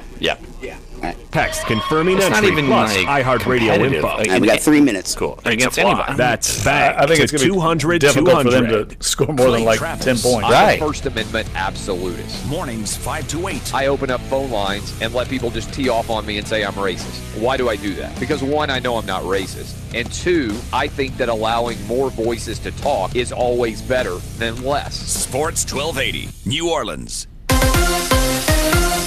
The Chiefs extend their AFC West lead with a 29-19 win over the Broncos on Monday Night Football at Arrowhead Stadium. Chiefs quarterback Alex Smith saying they were determined to finish this one off. We knew it was a division game, and for us, just getting back on track. To lose 2 in a row, for us, it was all about just getting back on track here. We're at the halfway point. The Chiefs snapped that 2-game skid, improving to 6-2. Trevor Siemian intercepted 3 times for Denver. The Broncos fall to 3-4. The 6-game suspension for Cowboys running back Ezekiel Elliott is back on. A U.S. District Court judge denying his request Monday for a preliminary injunction to block the domestic violence suspension until the legal process plays out in court. The 49ers are making a splash ahead of today's trade deadline, acquiring quarterback Jimmy Garoppolo from the Patriots for next year's second-round draft pick. And the World Series shifts back to Los Angeles tonight for Game 6, with the Houston Astros up 3-2 on the Dodgers. That's sports. Jake Corwin, NBC News Radio. 11 a.m. kickoff. Yeah. Allison is perfect. I mean, she'd never tell you that. She's humble and perfect. She likes everyone. All right, we got Dave. Cool. Tiny roommate's weird game. Oh, if you go to my Twitter, The Weekend Geek, I posted a picture. The exact opposite of what I was saying about you. Why, Allison? Why? Texting and driving makes good people look bad. Visit StopTextStopWrecks.org. Brought to you by the National Highway Traffic Safety Administration and the Ad Council. Are you allergic to berries, peanut butter, or wheat? A new study finds that nearly half of all adults with food allergies pick them up as adults. Researchers say the findings are kind of surprising, since food allergies are typically thought of as something that develops when you're a kid. More men than women have adult-onset food allergies. Black, Asian, and Hispanic adults are more likely to develop them. Open enrollment for Obamacare is getting underway this week. President Trump has called for letting the law implode, slashing the advertising budget for outreach, also dismantling the subsidies insurance companies depended on in previous years to offer coverage. Obamacare is still the law. Pirate radio. Failed Congress. Enrollment begins Wednesday on healthcare.gov. The deadline to sign up is December 15th. Health Update, Sarah Lee Kessler, NBC News Radio. He did the monster mash. This is Dunc and Holder on Sports 1280, New Orleans. Dunc and Holder. You missed any of this show, sports1280.com, NOLA.com, iTunes, SoundCloud, and YouTube page. And joining us right here on the show, maybe to bring a little bit of LSU joy to the table, since we just talked with Matt Zenitz of AL.com, and I'm convinced LSU might lose by 70. Chris Dabe, LSU beat writer of NOLA.com and the Times-Picayune. Chris, totally putting you on the spot. Will LSU lose by 70? Go. That'd be a pretty wide margin, but yeah, after hearing the guy from AL.com giving the lowdown on Alabama, it certainly is a tall task for LSU going against that team, as everybody already knows. Chris, Ed Orgeron saying his team is as healthy as it's been in a while. You look at, obviously, Darius Geis coming off of a monster game. He sat out of practice last week. We know they need him. Rashard Lawrence looking healthier. I'm sure that offensive line, they're trying to get them ready to go because they know the task. Even healthy, what are the chances you feel like that LSU can go in there and pull off basically the impossible? Because you look at what Alabama's done to every team outside, I say, Texas A&M and I guess Florida State. I mean, even though that game they still won by 3 touchdowns. But even healthy, how do you think they stack up against Alabama? I think even healthy, they need, and I think, Jeff, you mentioned it, they're going to need like a turnover. They're going to need something to they're going to need a few things to kind of break their way. And, I looked at that Texas A&M game wondering why it was as close as it was, 8-point game at the end. And that's kind of what happened in the second half. Alabama had a turnover, which doesn't happen often. I think that was their first one all season, and Texas A&M turned it into a touchdown. They blocked a punt that resulted in a safety, so that gave them a couple of points. But they would need things like that. Being healthy, especially at the defensive front right now, is pretty big. They didn't have that for a lot of the season, and so with Rashard Lawrence being fully healthy, Christian Locketer has been in there all year. You've got Gilmore having him healthy, so those are 3 starters. That's pretty important, and kind of getting back to that A&M game, that was another thing that they had working for them, was stopping the run for Alabama. They had 9 stops in the backfield, 3 sacks, and so if they can kind of disrupt that running game, maybe they can get a little something going. LSU offensively, that's where it's pretty challenging to see what they can get done against Alabama, being a top-ranked defense like they are. Yeah, Darius Geis is healthy. Darius Geis and Leonard Fournette weren't able to get many rushing yards against Alabama in past seasons. So the other thing I wonder about the LSU offensively in this game is Matt Canada's offense. What all those shifts and motions, what can that really do against Alabama? Maybe they can loosen up the defense a little bit, so they don't have so many guys in the box like they've had in the past, and maybe get some runs on the outside, and maybe that can open up things on the inside. That we've seen in some of the past games for LSU where those jet sweeps kind of end up opening up some holes in the middle of the line as well. So it's man for man, it's kind of hard to see how they'll match up, but schematically maybe they can get some things going. Chris, I'll tell you, reading Ed Ogeron's press conference from Monday, he hit the nail on the head. He said this is a big man's game. We're going to have to protect Danny, talking about Danny Etling. That's going to be the key in the game. They have to play great along both lines. We've seen this play out against Alabama in the past. They pretty much shut down LSU's running game, and they forced their passing game to make plays. And in my mind, the only chance LSU has is if they're able to make some of those big plays like they made against Auburn. I mean, Russell Gage with a huge play in the end zone, well covered, but just a diving, big-time catch.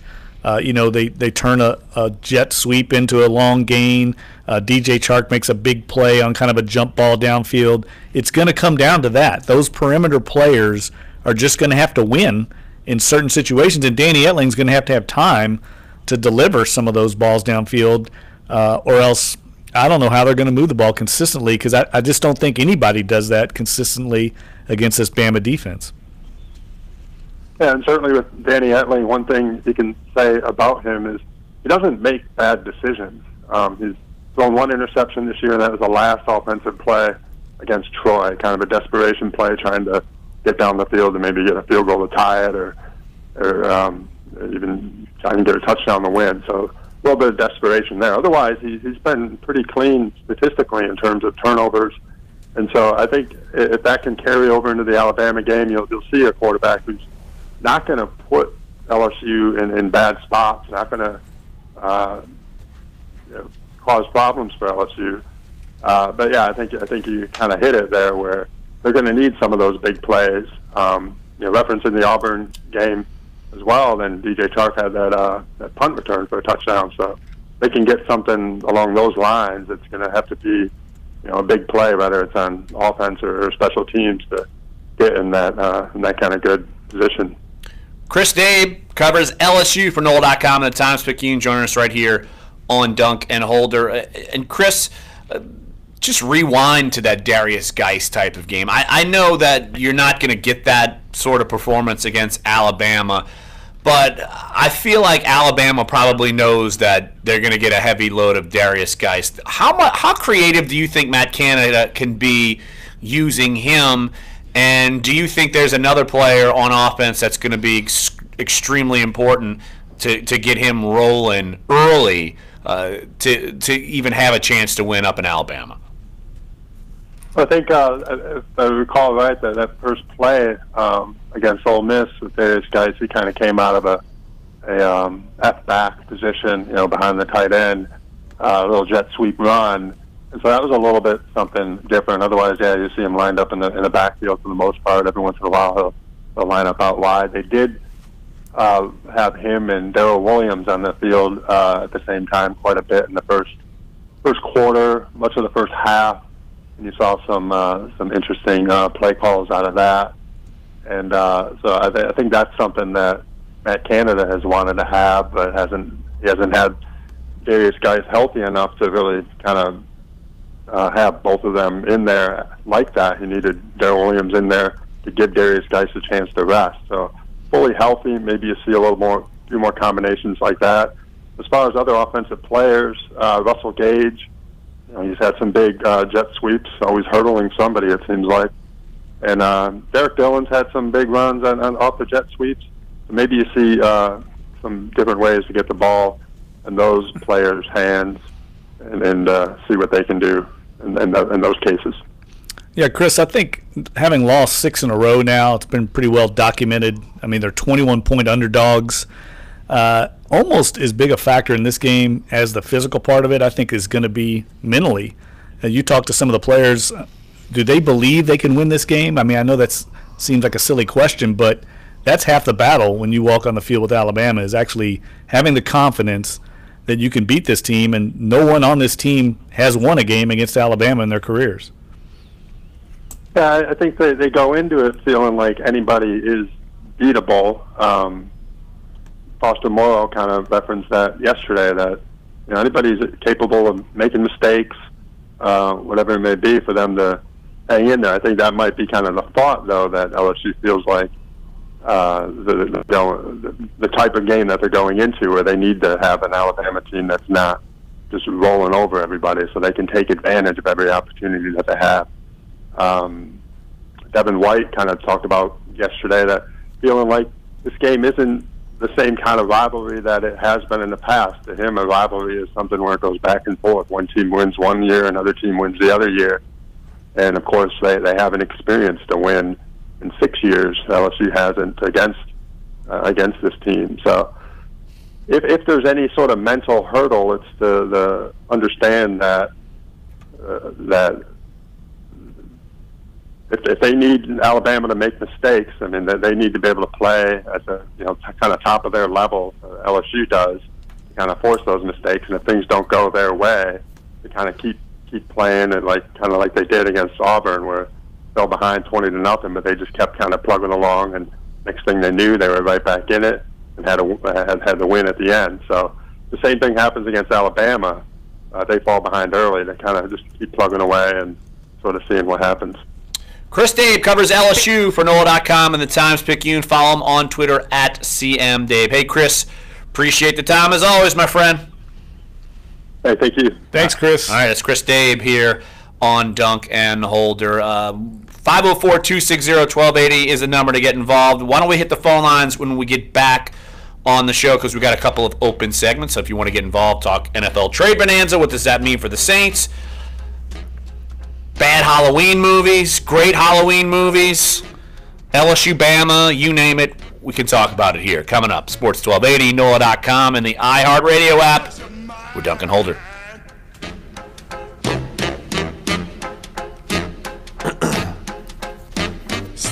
Your forecast on Getting Sports lots of 1280, New Orleans.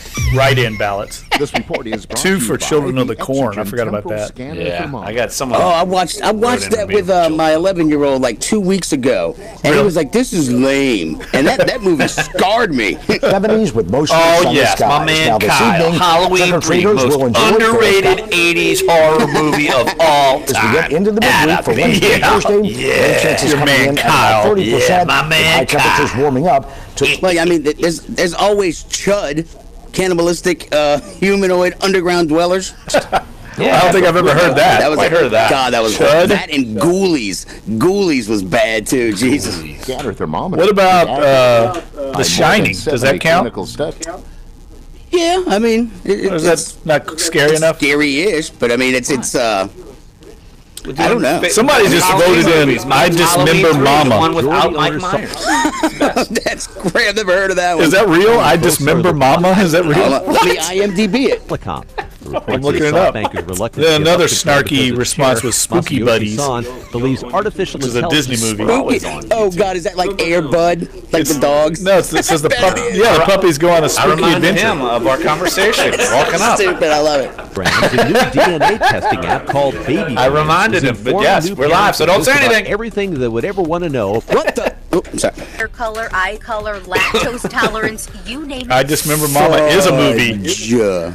We still Wait, got what is it? DNA testing. we still got Josh. 1972 horror Yeah, film. Josh in Sacramento. Yeah. All right, cool. We'll go to him. It's a British In 2 movie. to 4 weeks, your results are sent to the company where they I'm break gonna it have to down. watch this.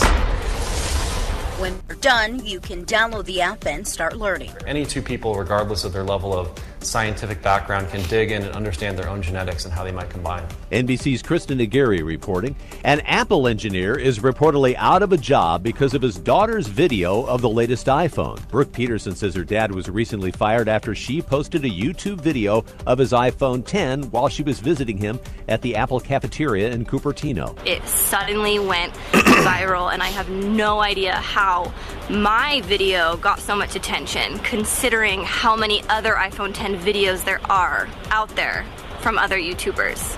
Apple, of course, asked me to take it down, and I took it down right when they asked me to because I respect Apple. I had no idea that this was a violation. But besides breaking the Apple employee rule to never video unreleased products on campus, her footage apparently captured special employee-only codes, and the Notes app she showed also may have displayed code names of upcoming Apple products. Consumer and Business News, Joe McConnell, NBC News Radio. Silicon Valley-esque espionage just there. You know that the IRS is already coming for their money, and they'll get it too by garnishing your wages or maybe even taking your home or business. They call it enforced compliance, and you'd better watch out because the penalties and interest compound daily, making it seem impossible to ever get out of debt. You need to call the experts at Optima Tax Relief. Solving tax issues is all they do. One call to Optima starts the process to stop the demand letters and stop aggressive collection actions. They get to work immediately, fighting to protect your assets and helping you put your tax problems behind you. The IRS writes off millions every year, and Optima knows all the ins and outs of the IRS's tax assistance programs that could save you thousands. So what are you waiting for? Call Optima now for a free consultation. Call 800-798-2477. That's 800-798-2477. 10 seconds. Okay. 2477. Optima Tax Relief. Some restrictions apply. For complete details, please visit OptimaTaxRelief.com. Learn what our insiders know about your home teams. Sports 1280, New Orleans. Welcome back, Dunc and Holder. And I've got a new best friend, and it's not Jeff. What? Kyle Lanassa on Twitter. Halloween 3, most underrated 80s horror movie of all time. Kyle, I love you. I love Kyle. Could we verify that account? I think you put together your own little pseudo Twitter page. Let's see, he has Roman Harper follows him, so that's a win. Oh gosh, that's fake news. He's from North Carolina, city of Asheville, so he's my new best friend. Bye, Jeff. Good you and Kyle alone.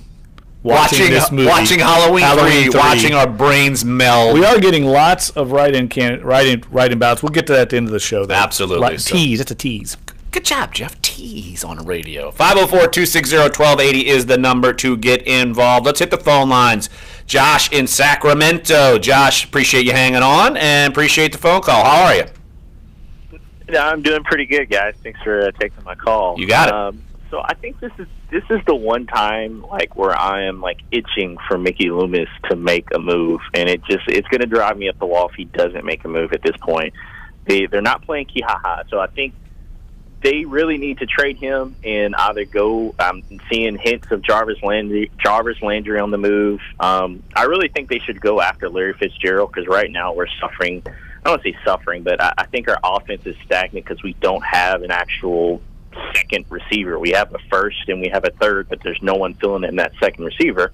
And I think that's why our offense is kind of feeling a little stagnant at best. I think it's going to be a problem if we don't put up at least 30 points on the Bucs. They've got the 29th ranked pass defense in the NFL, and if we don't go out there and put up some, I don't want to say big numbers, but just if we don't go out there and look comfortable in our offense, I think, everyone's biting on the cheese of us being a really good team too soon. Because once we start getting in further in week with teams like Buffalo and the Rams and, we may even have to play the Seahawks.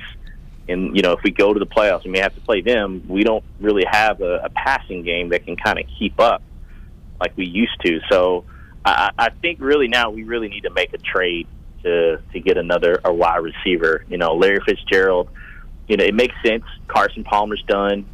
Larry is kind of on the fence about, coming back next year. So, I mean, it makes sense to, like, all right, here's a legit contender. Why not? So I'll let you guys talk about that off the air. All right, Josh, appreciate the phone call. And does he have a legit, say, argument that the Saints' offense is a little stagnant? Yeah, I would agree. And I think also, as Josh is obviously a Saints fan, and you're seeing all these other teams make moves, and you know that the Saints are certainly never shy about making a move, and a big move. They've done it plenty of times in the last several years. But I don't know if going out and getting, say, a number 2 wide receiver would be in their best interest, because I do think Willie Snead's going to return. Sean Payton alluded to that earlier this week, that they're going to ease him back in. And honestly, when he comes back in and, say, is able to play 50% of the snaps, I think it brings more diversity on the offense that hasn't been put on tape so far this season. Yeah, look, I think Josh makes some really good points, and I certainly understand the need to try and bolster the offense a little bit, but they're still, what do they rank? 3rd in the league, 2nd in the league right now on offense. They're not converting enough red zone opportunities, I think, into touchdowns, and also struggling a little bit on 3rd down. So maybe that is a point. Maybe Larry Fitzgerald is the kind of guy at this stage of his career that could be that security blanket, but I don't know if he's ready to leave Arizona, even though I know things are falling apart there for them. They're facing a long season. He's an institution in Arizona. But on the positive side, I would say this, Josh, to your point, Sean Payton values guys like Larry Fitzgerald. I know he was very high on Anquan Bolden for a long time. They love to bring in those kind of guys, those winner-type veterans that have played a lot of football and can play a role at this stage of their careers and fit in, that aren't going to try and be the guy. I think that's what they thought they were getting in Adrian Peterson. So I could see that kind of player. I'm just not sure Larry Fitzgerald is going to get out of Arizona. I think he's going to end up retiring there. Saints are 2nd in offense as far as yards per game at 390 only. The New England Patriots are above them at 411. As far as points per game, the Saints are 6th in the NFL with 27.3 points per game. But no, I think Jeff is spot on as far as 3rd down is where you got to get it done. You look at this past game, they were only 2 of 9. Shaky. I think the only 2 conversions might have been on Michael Thomas catches, and people know you're going to be going to Mike Thomas. The Saints right now are 17th in the NFL at only converting 3rd down 38.1% of the time. So I do think they need to improve there. But I just feel like that going out and getting one of these big-name wide receivers, look, we've got someone on Twitter, T. St. Laurent, asking about T.Y. Hilton. Yeah, I've had a bunch of that. And then Jarvis Landry, of course, we've known has been on the trading block seemingly for quite a while now. But I will say this. There's no doubt in my mind Saints are on the phone. There's no doubt. They want to improve, whether it's they move a player like a Kikaha and get a pick, or they go get someone and add to what they have. But I don't know if that's, like, say, the number 2 receiver. I don't know if that's the answer. What is Hau'oli Kikaha going to bring? I mean, who wants Hau'oli Kikaha? Nothing against the guy, but, I mean, what's he done to merit somebody trading for him? He's been hurt for 3 years, and he's not playing for this team. So I don't think they're going to get anything for him. Well, I didn't think they'd get anything for Adrian Peterson. They got something for him. Well, but they found a team that was desperate for a running back, and Adrian Peterson's Adrian Peterson. Hau'oli, I mean, he has a track record. Kikaha, I don't know what are they hanging their hat on, something he did 3 years ago or 2 years ago. I don't see that. I wouldn't get my hopes up on getting anything for Kikaha. Now, Stephen Anthony got a pick. Yeah, but he was a first-round draft pick. Kikaha was a second-round pick. But Anthony hadn't had 3 ACL surgeries. No. And as a pass rusher. Not quite. I just think, you know. They floated that name out there to maybe see if someone would bite. It might not bite, and that would be it. Yeah, and I think the receiving corps is getting a little bit of short shrift from the fans in that, look, they don't have the take the lid off the top of the defense dynamic playmaker like Brandon Cooks is, who's, by the way, I think is 5th in the league right now in receiving yards and way up there in some of the other categories. But that's okay. You know, a lot of teams don't have that guy. They're moving the ball through Brandon Coleman, spreading the ball around. One game, Ted Ginn Jr. has a big game. I just think the one area that they're lacking is a dynamic tight end. In a league where there's a bunch of good tight ends all over the league, the Saints seem like they could use a more dynamic threat there. I mean, they're calling on Josh Hill right now to be the guy as opposed to Fleener. Brandon Cooks right now 5th in the NFL in receiving yards at 563. As comparison, Michael Thomas is 16th with 480. And look, the receiving core, you knew it was going to take a dip. I mean, when Willie Snead hasn't been playing and you don't have Brandon Cooks anymore, you knew it was going to take a dip. But the Saints have altered their game plan, and I think people, I understand, want the moon, they want it all, and that's why you're asking for this. But I've still got belief that Mark Ingram's going to bounce back without any issues. Alvin Kamara has been this dynamic playmaker who you can send him on a route down the field, back shoulder catch, and he's making these catches, and it's running backs typically don't make those type of plays, so it's coming in different forms, and I think people aren't used to it. Honestly, they're used to Air Payton and Air Breeze, and you're not getting that as much this year, and yet the Saints have won 5 in a row. I think you got to remember that. They've won 5 in a row, and they've gotten it done in some different ways. And look, Drew Brees is still Drew Brees. He's not having a down year. He's just, they're doing it in different ways. And look, at some point, Drew Brees is probably going to have some monster game, but we just haven't quite seen it yet, and that's okay. Mark Ingram has 2 fumbles this year, which is too many for him, I'm sure.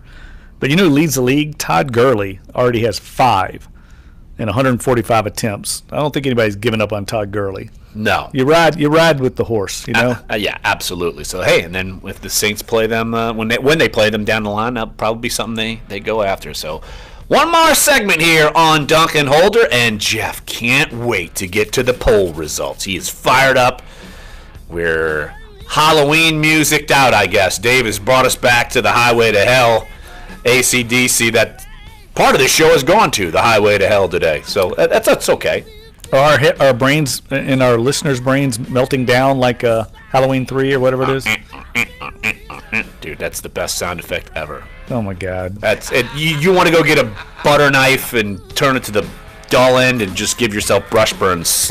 Slow pain. Thank God there's 10 minutes left in this show. Absolutely. So come on back for one more segment. Yeah, Sports 1280, NOLA.com, and the iHeartRadio app. We're Dunc and Holder.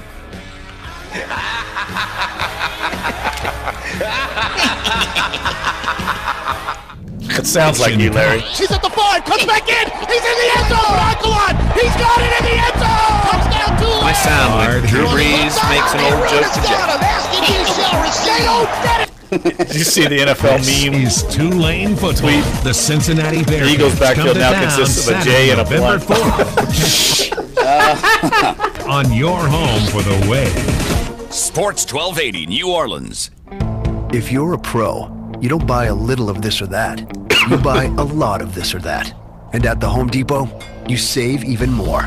Save up to 15% in bulk discounts on select pro-grade products from top brands like 3M, Loctite, and Liquid Nails. As a pro, you work hard for your money. You shouldn't have to work hard to save it. Up to 15% in bulk discounts on select pro-grade products. Only at the Home Depot. More saving, more doing. See store for details. Live and local, weekday mornings 8 to 10. Chris Gordy. Les Miles join us. Coach, good morning. How are you, sir? Enjoying the day, and everything's great. Hey, Coach, I want to throw you a wild card because you're a guy that can handle a wild card question every once in a while. Coach O this week, for some reason, brought up chicken on a stick was his favorite food when he was in Oxford with Ole Miss. Are you a food on a stick fan? And if so, what's your favorite food on a stick?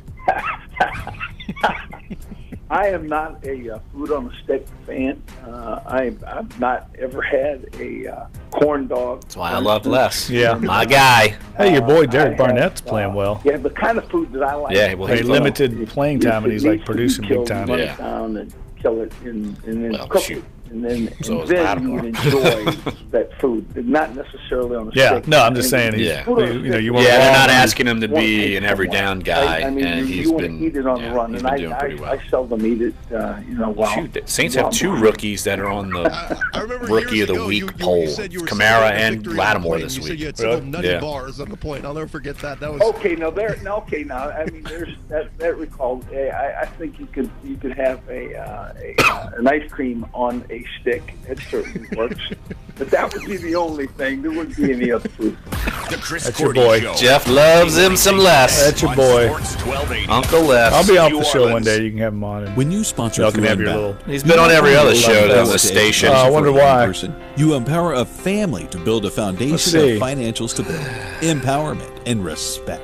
See your contribution grow into opportunity at unbound.org. Put it 20 seconds. and win $1,000 every hour, up to 16 times a day, weekdays. You know, we had starting want to think at about 5 getting a.m. on is I When didn't you think hear about the it, but we keyword, could get text Ken it to Belson on 200, from the 200. Times. He just had a Listen big all story day about for a chance to put a grand kind of in your behind the hand scenes on stuff going Sports on with 1280 Goodell. New Orleans. Yeah, we haven't really talked on that. I know. We could maybe get him on to talk about his story. told the witch doctor I was in love with you.